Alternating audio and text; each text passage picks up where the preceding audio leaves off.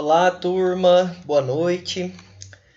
Como é de costume, a gente faz as nossas aulas de segunda-feira gravadas, né? Então, eu vou começar aqui o nosso conteúdo e hoje a gente vai falar sobre afastamento do trabalho. Bom, essa é a nossa quinta aula. Como o nosso cronograma é de 40 horas, em vez de ser 13 aulas, esse módulo nós vamos fazer 14. É aquilo que eu passei para vocês. O sábado passado eu mandei um vídeo. Nesse sábado agora eu vou mandar outro vídeo para vocês para complementar essas horas. Então, o nosso curso está com previsão de término para dia 17 de dezembro de 2021, sexta-feira, quando nós vamos aplicar a prova final de avaliação de conteúdo. Então, sem mais delongas, vamos começar falando sobre os afastamentos de trabalho. É muito comum nos ambientes empresariais que, em algum momento, os colaboradores precisem se afastar do trabalho por diversos motivos. Segundo um estudo realizado pelo INSS, entre 2012 e 2018, mais de 520 mil brasileiros pediram o afastamento do trabalho por auxílio-doença, ou seja, um total de 40 mil dias de trabalho ausentes por problemas de saúde. Turma, vê só o tanto que as pessoas estão se afastando. E para se afastar tem que ter um motivo. Só então, entre 2012 e 2018, foram mais de 520 mil pedidos de afastamento. Isso é um número muito alto. Alguma condição aconteceu para que esses colaboradores tivessem que se afastar do seu ambiente de trabalho. Para regular esse processo, a CLT, que é a Consolidação das Leis Trabalhistas, estabelece as situações que o colaborador tem direito ao afastamento do trabalho. Além disso, para que não haja prejuízos na remuneração do trabalhador e para que ele esteja de acordo com a legislação, a CLT também dita que é necessário comprovar a ausência sob pena de falta injustificada. Não é só simplesmente a pessoa ter um acidente de trabalho e ela se afastar. Ela tem que justificar as suas faltas. Sem essa justificativa, mesmo que a pessoa tenha se acidentado, ela ainda assim vai ficar sem receber e talvez não consiga nem se afastar. Então vocês estão vendo que as leis, elas criam certos mecanismos de comprovação. A pessoa se acidenta ou ela adquire uma doença de trabalho. Para ela se afastar, ela tem que passar por um médico, tem que pegar o atestado, levar na empresa. Se aquele período for maior que 15 dias, ela afasta pelo INSS. Se for menor que 15 dias, ela afasta só da empresa. Então, vocês têm que ver que para se afastar, a pessoa ela precisa comprovar o motivo, né? Por fim, existem inúmeros motivos pelos quais um colaborador precisa se afastar do trabalho. E a legislação autoriza algumas situações de afastamento por um número de dias determinados. Todas essas situações devem ser conhecidas pela sua equipe do departamento pessoal, para que a lei seja cumprida de acordo e para que não haja prejuízo aos trabalhadores e às empresas.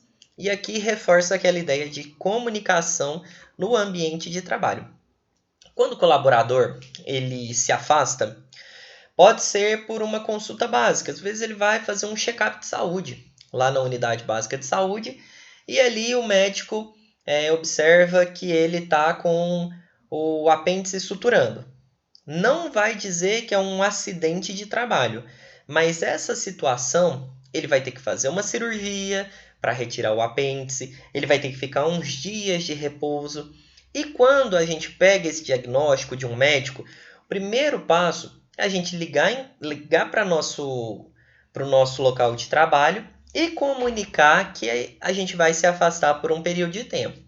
Consequentemente, a gente manda a cópia do atestado para eles terem ciência. E alguns dos nossos chefes imediatos vai falar assim, então você vai entrar em contato com o setor de RH, ou o DP, que é o departamento pessoal. E aí vocês entram em contato com os respectivos setores de departamento pessoal ou recursos humanos, manda cópia dos documentos comprovatórios, informa o número de dias que vão se ausentar, porque aí vocês avisando, a empresa ela consegue se adaptar para suprir a sua falta. Se vocês são o único cozinheiro da unidade e vocês não avisam, no outro dia, quando iniciar o trabalho da empresa, você não vai chegar, eles vão entrar em contato com você, às vezes você vai estar numa mesa de cirurgia, eles não vão conseguir falar, e aí fica na mão aquela empresa. Então, olha o papel da comunicação que a gente sempre tem que ter para que a gente consiga fazer da melhor forma possível esse afastamento sem prejudicar a empresa. E aqui vamos entrar agora nos motivos que levam ao afastamento do trabalho. Na maioria das vezes, quando um colaborador se afasta do trabalho ou utiliza uma falta justificada, ele continua recebendo seu salário. Ou seja, ele não deve receber descontos pelos dias em que não conseguiu comparecer ao trabalho, caso ele justifique. Todavia, para que os descontos não aconteçam, é preciso que o colaborador comprove o motivo do seu afastamento de acordo com as possibilidades previstas na CLT, que é a Consolidação das Leis Trabalhistas. É aquilo que eu falei agorinha. Não adianta eu ter uma causa se eu não justifico. Posso ter quebrado a perna, mas não avisei na empresa. Fico lá 5 dias sem ir no trabalho, não avisei ninguém. Esses 5 dias vão ser de falta? Tá, cheguei lá no médico, ele me passou um atestado de 15 dias. Não, depois eu entrego na empresa. Nós temos um prazo de 72 horas corridas para entregar um atestado na empresa. Se não entrego nesse período, esses dias que eu fico sem entregar, eles são considerados faltas injustificadas. E aí eu não vou receber por esses dias. Então vocês percebem que é muito importante notificar o patrão. E aqui, ó, vamos falar lá para que os descontos não aconteçam um pouquinho desses motivos, né? Em certos casos, o funcionário afastado recebe seus pagamentos através do Instituto Nacional de Seguro Social, que é o INSS. O valor desse pagamento pode ser diferente do valor do seu salário. Contudo, quando ele retorna às suas atividades laborais, ele volta a receber o valor normal do seu salário. Agora, quando se trata dos dias que o colaborador pode se ausentar do trabalho sem sofrer desconto no salário, varia de acordo com o tipo de afastamento. Então tá bom, vamos lá explicar essa parte. Em relação aos afastamentos recebendo pelo INSS. Vocês viram aqui que o valor pode ser diferente do habitual? Se a pessoa recebe 10 mil na empresa, quando ela se afasta do INSS, ela não vai receber 10 mil. Para cada faixa de salário tem um valor correspondente e tem um teto, que se eu não me engano não deve cruzar 2 mil reais. Então o INSS ele faz esse pagamento. A pessoa podia receber 2 mil ou 100 mil. Chegou no teto, que se for 2 mil, a pessoa vai receber até 2 mil. Tá, mas eu recebia 100 mil na empresa. INSS não quer nem saber. Ele fala, não, nosso limite de gasto é 2 mil para você conseguir se manter nesse período e a pessoa tem que conseguir se manter com esse valor. Aí, quando ela volta do afastamento, na empresa, ela vai voltar a receber o salário normal dela, porque aí ela vai estar trabalhando e aí o patrão que vai voltar a fazer esses pagamentos. Então, há uma série de situações previstas pela CLT onde o colaborador tem direito ao afastamento de trabalho, por força maior ou por vontade própria. Em quase todas as vezes que há um caso de afastamento do trabalho, a interrupção de trabalho acontece. Isso significa que, mesmo quando o colaborador está afastado, ele continua a receber seu salário e suas horas de trabalho continuam sendo computadas como tempo de serviço. Tá, Joãozinho está lá na empresa, ele escorregou, quebrou a perna. Beleza, João quebrou a perna, precisou se afastar. O tempo que ele está afastado vai continuar contando. O salário quem vai pagar até 15 dias é a empresa, depois de 15 dias o INSS. Supondo que Joãozinho voltou depois de 3 meses, trabalhou mais um ano e ele já tinha trabalhado 6 meses, então totalizou 1 ano e 9 meses de trabalho. Só que ele se afastou por 3 meses. Então o certo seria contar 1 ano e 6 meses de trabalho? A gente vai contar 1 ano e 9 meses. Porque esse período que ele ficou afastado conta para o tempo útil de trabalho dele. Então, isso serve para cálculo de aposentadoria, para rescisão contratual, para 13º, entre outros. Mas aí vai depender de alguns fatores que podem, e a gente não vai entrar nessa aula, mas alguns fatores, como tempo de afastamento, pode tirar uma parte do 13º, pode tirar uma parte das férias, enfim. Alguns motivos vão ali retirar. Vale ressaltar que a CLT prevê características específicas para cada tipo de afastamento, que ela autoriza, e o afastamento, deve ser comprovado pelo funcionário. Caso isso não aconteça, o colaborador levará uma falta injustificada. Também há os casos de falta justificada que a CLT regula e autoriza algumas situações de afastamento do trabalho, por um número de dias determinado, no qual o colaborador tem a falta justificada e não terá o seu dia abatido. Diz que desde que ele comprove a razão de sua falta no primeiro dia útil seguinte ao seu retorno. Então, gente, a CLT ela é um conjunto de leis trabalhistas que ela é gigante. Ela tem várias partes que ela trata sobre N assuntos. O legislador, quando ele criou a CLT, ele pensou assim, tá, a gente precisa criar uma lei que regula sobre os finais de semana, sobre as horas extras, adicional noturno. Mas, por outro lado, ele também pensa assim, tá, e se o cara acidentar no trabalho? A gente tem que ter a lei prevista para isso. Se ele se afastar, como é que vai ser? Então, o legislador ele pensou em reunir na CLT tudo isso. Então, a gente consegue ver na própria CLT algumas razões que justificam o afastamento. E isso é muito importante a gente saber, porque algumas vão dizer que são faltas justificadas e algumas ausências não vão ser justificadas pela lei. E se a gente se afasta sem essa justificativa, nós perdemos parte do nosso salário. E aqui, olha só, eu cito para vocês 5 motivos de afastamento, e aqui é muito importante vocês verem. Primeiro, afastamento por doença ou acidente. Essa primeira parte é a parte que está mais relacionada à nossa área de segurança e como evitar acidentes na cozinha. Então, essa por doença e acidente é a que a gente mais observa. Tem também afastamento de trabalho pelo INSS, que pode ser uma condição derivada dessa primeira. Tem a licença maternidade, o afastamento por invalidez e as faltas justificadas. Então, são esses os 5 motivos que eu elenco para vocês na aula de hoje, que nós vamos falar que são motivos de afastamento. O primeiro dos motivos, afastamento por doença ou acidente de trabalho. É um primeiro tipo de afastamento que vamos ver quando o trabalhador é acometido de uma doença ou sofre um acidente. Neste tipo de situação, ele consegue o afastamento por alguns dias e continua a receber seu salário sem desconto. Todavia, para que isso aconteça, o colaborador precisa apresentar um atestado médico para comprovar que realmente está impossibilitado de trabalhar por doença ou consequência de acidente. Esse atestado também deve indicar os dias necessários de afastamento. Esse aqui é muito fácil, o nome já, próprio nome diz, afastamento por doença ou acidente, é para aquela pessoa que ela é acometida por uma doença ou um acidente. Vai ser necessário, às vezes, ser uma doença ou um acidente de trabalho? Não. Você está lá na sua casa dormindo. Aí você, à noite, acorda com o coração disparado, uma dor no peito. E aí você, já de madrugada, procura a emergência e fala: estou com dor no peito, estou sentindo isso e assado. O médico vira e fala: é início de infarte. Você vai precisar de tantos dias de repouso, faz esses exames, pererê parará. Isso é um afastamento por doença. Não que aquela doença que vocês se afastaram, ela vai ser 100% relacionada com o seu ambiente de trabalho. Pode ser que algum fator estimula isso em vocês pelo trabalho, mas pode ser que também não tenha nada a ver, pode ser genético, pode ser uma causa externa, alimentação, enfim. Vocês vão ter que se afastar.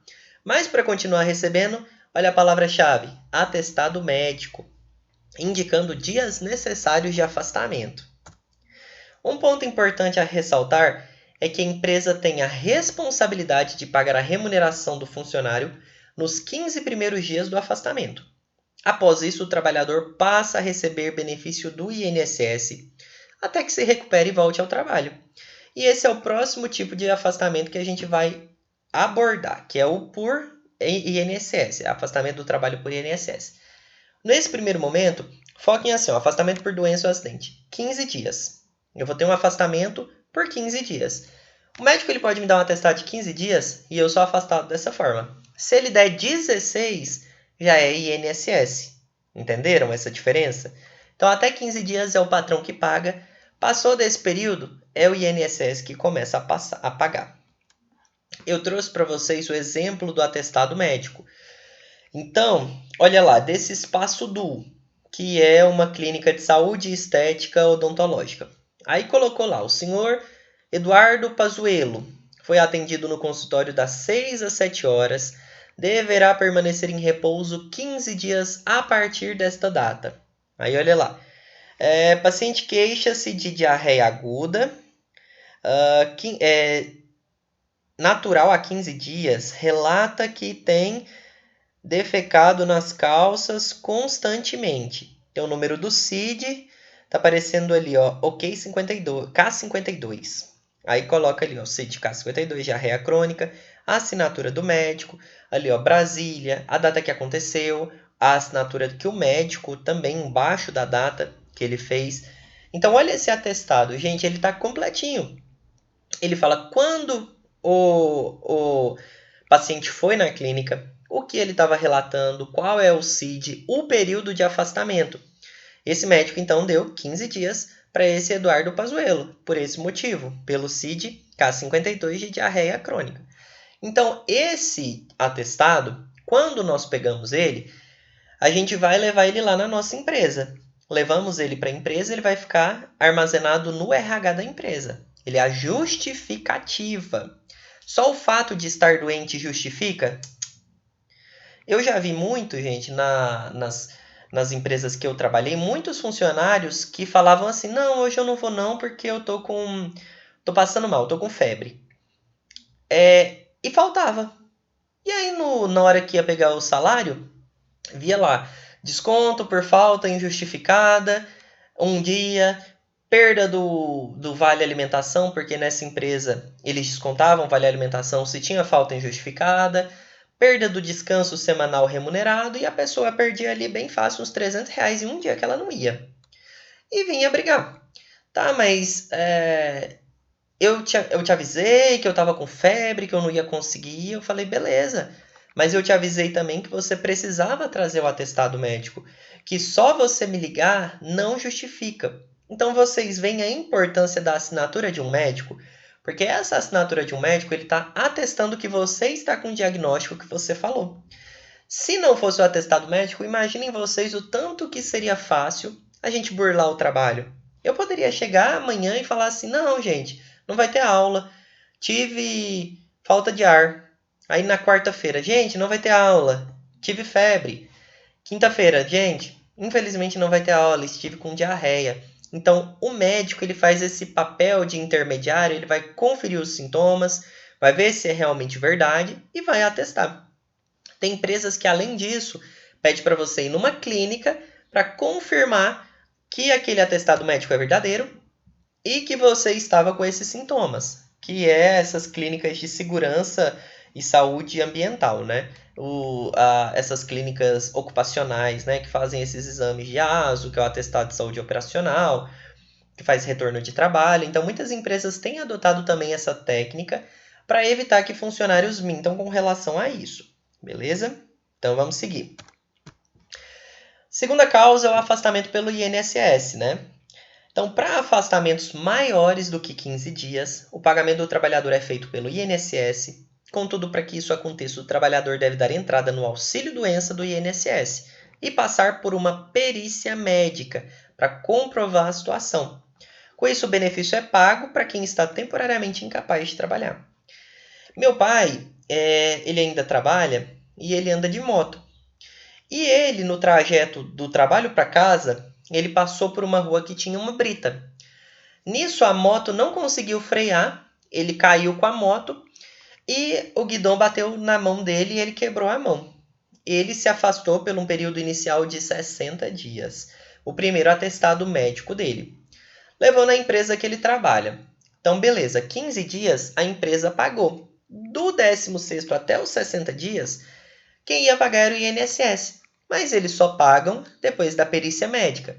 Então, ele agenda no INSS uma perícia, vai lá com a mão fraturada, com os exames, com o laudo médico, raio-x, tudo que ele tiver.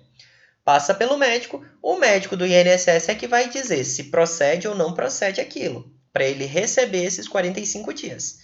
Esse valor que é pago não é igual ao salário, como a gente disse, ele é um valor que ele tem um teto limite.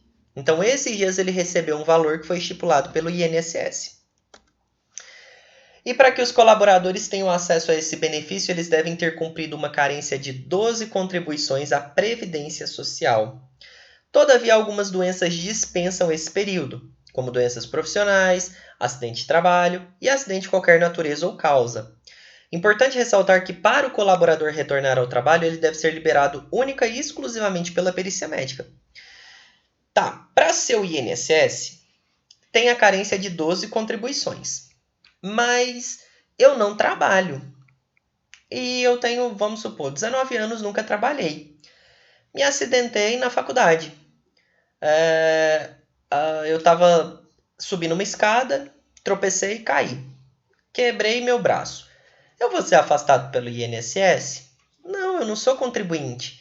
Mesmo sendo um acidente, eu nunca contribuí. Então não tem como eu me afastar pelo INSS se eu não trabalho. Vai ter como eu me afastar se eu trabalho e talvez eu não precise de 12 meses, mas vai variar de casos, como vocês viram. Doenças de trabalho, acidente de trabalho e acidente de qualquer natureza. Aqui são doenças que não vão precisar de carência do INSS. A tuberculose é ativa porque ela é muito perigosa de passar de um para o outro. Hanseníase também é extremamente contagiosa.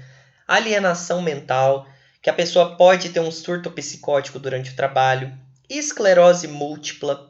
Hepatopatia grave, que a pessoa pode morrer a qualquer momento. Neoplasia maligna, o câncer. Cegueira. Paralisia irreversível e incapacitante. Vamos falar até do botulismo, né? Uma cardiopatia grave, um derrame, um infarto. A doença de Parkinson.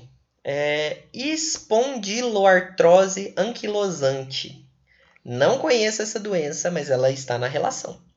Nefropatia grave, problema nos rins. Estado avançado de doença de Paget, osteite deformante, é uma doença do osso. Síndrome da deficiência imunológica adquirida, AIDS, ou contaminação por radiação com base em conclusão de medicina especializada. Olha o tanto de doenças que não precisam de carência.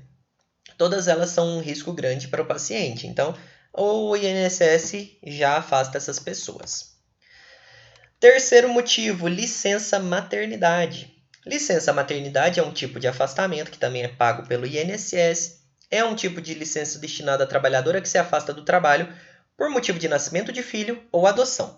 Esse afastamento tem duração de 120 dias e a trabalhadora grávida pode deixar de comparecer ao emprego a partir de 28 dias antes do parto.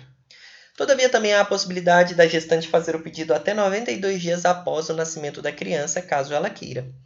E esse terceiro tipo de afastamento, ele não é tão relacionado à segurança do ambiente de trabalho, porém eu tenho que trazer para vocês condições que permitem o afastamento. Então, a licença maternidade Tem a licença paternidade também? Tem. Só que a duração dela não é 120 dias, não. São 5 dias. Então, os pais, eles têm direito a 5 dias para assistir a mãe durante esses 5 dias. E ele vai ter aqueles dias ali para assistir a mãe e o filho ou a filha que ele tiver, né? A mãe, no caso, a mãe do filho dele, né? Então, vai ter 5 dias para assistir a mãe da criança. E a mãe pode pedir 120 dias a partir de 28 dias antes do parto. Tem empresas que elas permitem antecipar. E isso é comum. Às vezes a gestação ela é muito severa.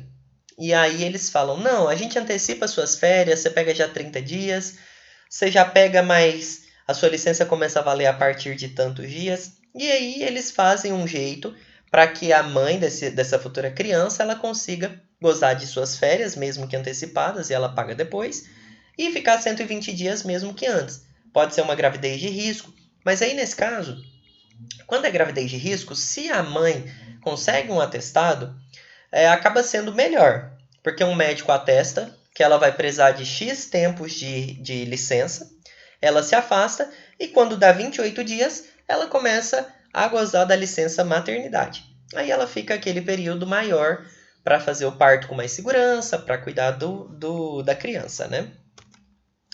E durante o período de 4 meses da licença, a colaboradora recebe o salário maternidade, que é pago pelo INSS.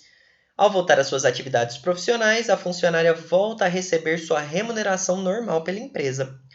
Nos casos de empresa privada, as funcionárias devem entregar os documentos referentes à licença para o departamento de RH e seu salário mensal permanece o mesmo. Ou seja, seu dissídio e pagamento de 13º são garantidos. Porque a licença maternidade, ela não tem a tendência de ser punitiva com a mãe. Olha só que legal. O Brasil ele tem esse direito, alguns países desenvolvidos não têm, como é o caso dos Estados Unidos. Lá não tem licença maternidade. Então, vê a vantagem que tem do Brasil nessa legislação, que o legislador quis ver a importância da mãe. Então, aqui agora a gente vai pular para o próximo, afastamento por invalidez. O afastamento do trabalho ou aposentadoria por invalidez é um benefício previdenciário por incapacidade total e permanente. É um dos casos de afastamento do trabalho mais extremos, porque o colaborador não voltará mais a exercer as suas funções. Terá seu contrato de trabalho suspenso e a responsabilidade de arcar com o pagamento do salário nos anos seguintes passa a ser do INSS. Vale ressaltar que a conversão do auxílio-doença em aposentadoria por invalidez só é possível se a perícia médica constatar que a incapacidade do segurado se tornou realmente permanente. Eu vou falar para vocês um caso. Tem lá, eu vou citar um exemplo. O rapaz se chama, vou usar até meu nome, Júlio. Júlio era um trabalhador de uma empresa e ele mexia com corte de máquinas, corte de papel, naquelas máquinas de guilhotina. Por uma falta de percepção, por um acidente, o Júlio, na hora de colocar o papel, não viu que a trava de segurança não estava funcionando. E nisso, quando ele foi colocar, a guilhotina caiu em cima da mão dele. Ele perdeu, cortou as mãos, conseguiu fazer o reparo depois, mas o nervo foi danificado. E quando foi recosturada a mão, que é possível fazer esse procedimento, se for bem rápido, pelo dano no nervo das mãos, ele não conseguia mais mexer. Então, costurou, cicatrizou, mas a mão não fazia mais movimento. E aí? Ele vai pegar um tempo o auxílio-doença e na perícia, se o perito virar e falar assim, seu nervo nunca mais vai voltar. Esse auxílio-doença se transforma em uma aposentadoria por invalidez. E aí essa aposentadoria vai vigorar pelo prazo indeterminado, porque é permanente, né? Então até enquanto ele viver, ele vai ter essa aposentadoria. E a gente também entra agora falando de faltas justificadas, que é aquela quinta. Conforme mencionado previamente, a CLT prevê mais uma série de motivos que permitem que o trabalhador falte e não tenha prejuízo na sua remuneração. Essas faltas estão justificadas no artigo 473 da Lei Trabalhista e são 14 os motivos indicados para licença e faltas. Dentre eles nós temos casamento, pré-natal, nascimento, doação de leite materno, consulta médica, doação de sangue, exame preventivo, falecimento, alistamento militar, problemas relacionados à justiça, evento sindical e convocação para mesário. A maioria dessas, nenhuma é acidente, mas são justificadas como afastamento. Agora a gente fala sobre benefícios do INSS. Muitos trabalhadores associam a imagem do INSS com a ideia de aposentadoria. Entretanto, a proteção concedida pelo Seguro Social é bem mais ampla. Ela inclui uma série de riscos sociais, como desemprego involuntário, morte, invalidez para o trabalho, acidente e ainda afastamento do trabalho por doenças. Todavia, vale ressaltar que o intuito dos benefícios concedidos pelo INSS são fazer com que os trabalhadores não fiquem desamparados e não que eles mantenham determinados padrões de vida. Ou seja, a concessão do benefício pelo INSS destina-se a fornecer apenas um mínimo ao trabalhador que está em uma situação de risco social. É aquele caso que eu comentei com vocês do fulano de tal que recebia 100 mil, teve um acidente, foi para o INSS e começou a receber um valor muito diferente. Vamos supor que ele recebia o teto. Por quê? Porque o INSS ele não está preocupado em manter padrões e qualidade de vida. Ele está preocupado em manter que o trabalhador não fique desamparado nesse período. E aqui ele oferece o benefício do auxílio-doença. O auxílio-doença, também chamado de benefício por incapacidade temporária, é um seguro previdenciário devido ao segurado que tiver algum problema de saúde e que está total ou temporariamente incapaz de exercer suas atividades habituais por mais de 15 dias. O benefício difere do auxílio-acidente, que possui natureza indenizatória. Tá, gente, então aqui o auxílio-doença, a pessoa se afastou por alguma doença. Ela ficou incapacitada de exercer suas funções por mais que 15 dias. Aí ele vai receber esse auxílio-doença. Pegou uma tuberculose, tem que se afastar por um período de 90 dias. Recebe auxílio-doença.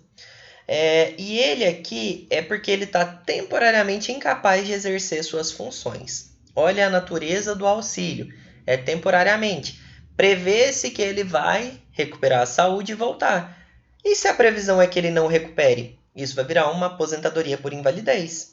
Então, vocês estão vendo que o tempo, ele fala o que vai ser o benefício que o INSS vai pagar?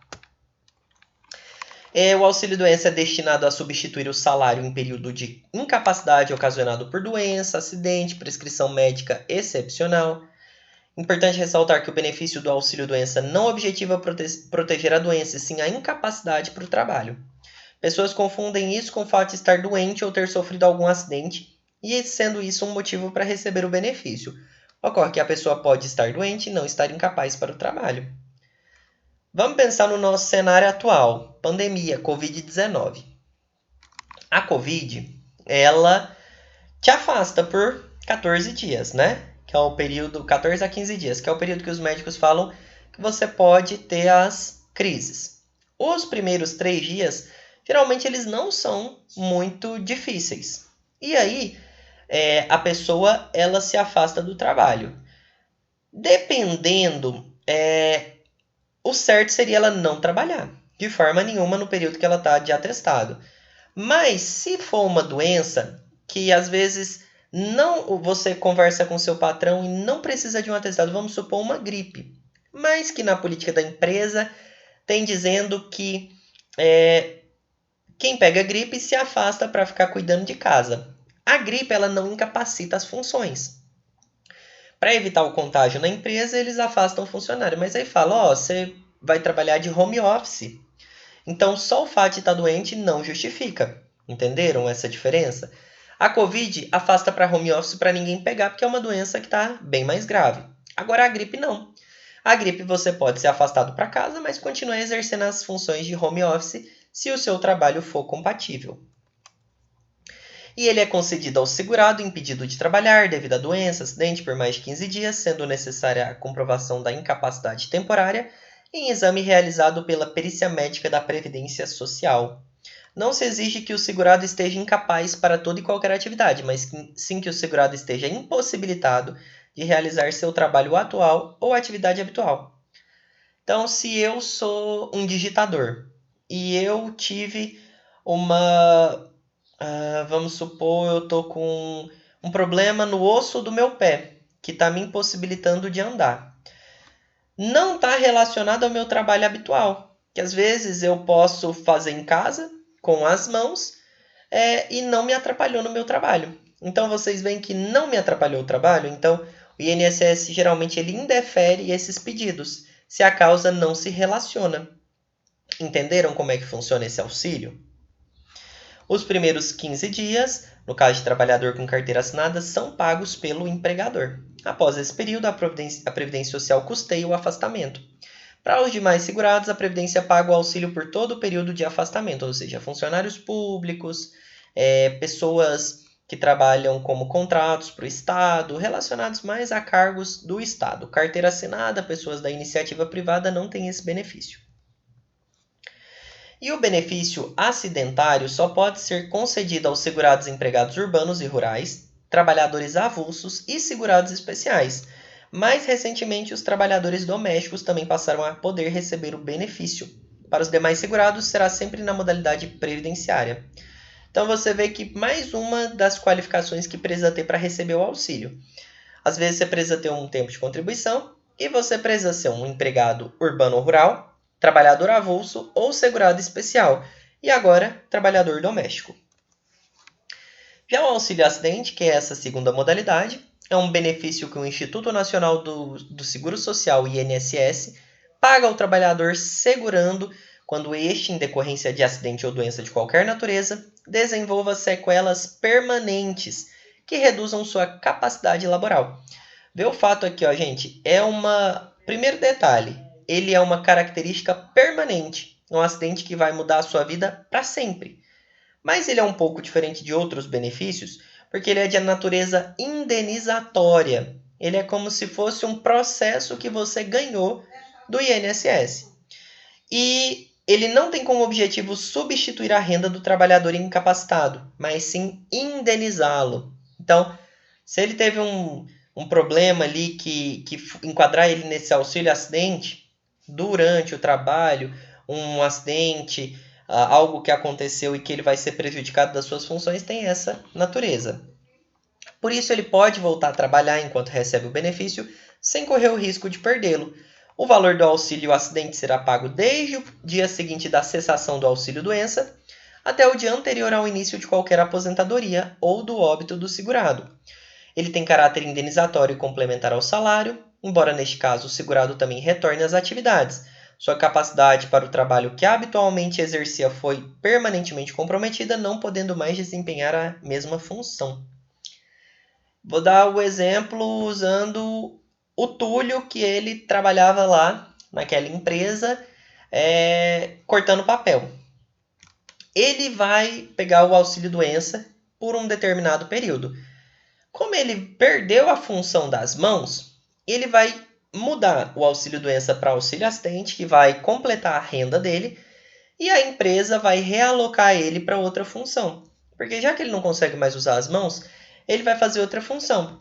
E eu vou dar um exemplo. Ele pode ser um fiscal de produção. Aquelas pessoas que passam observando se o serviço está acontecendo da maneira certa. Então ele vai passar vendo se as pessoas estão usando os EPIs, se ela está fazendo alguma coisa, então fez uma realocação daquele colaborador. E aí ele vai receber o salário dele e, em compensação, o auxílio acidente, que vai durar até a aposentadoria dele. Atualização do auxílio acidente. Teve mudança na lei. A medida provisória número 905 de 2019 modificou algumas informações importantes do auxílio acidente no INSS, especialmente o cálculo do valor do benefício. As novas regras já estão valendo desde 12 de novembro de 2019. A principal mudança foi no valor do auxílio acidente. Com a MP 905, o auxílio acidentário corresponde a 50% do valor da aposentadoria por invalidez que o segurado teria direito. Então é como se o INSS pagasse para o colaborador metade do valor que ele teria de auxílio da pensão por invalidez, né, a aposentadoria por invalidez, para ele voltar e trabalhar. Para eles fica mais barato. Por quê? No período que a pessoa trabalha, ela está contribuindo para o INSS também. E aí o INSS deixa de gastar metade do valor com aquele trabalhador e ainda recebe uma arrecadação. Para o trabalhador também é bom, porque se ele conseguir trabalhar, às vezes ele vai ganhar um salário maior e ainda assim esse auxílio acidente. Entenderam? Para o trabalhador também pode ser melhor. Então, a SMP fez essa modificação.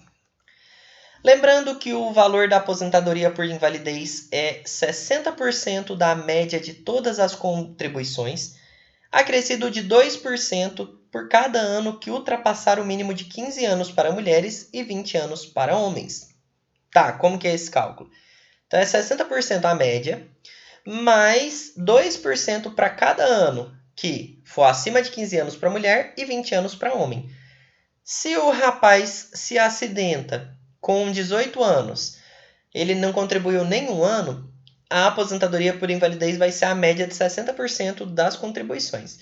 Se ele contribuiu um mês com um salário de um salário mínimo, essa aposentadoria por invalidez seria 60% do salário mínimo, entendeu?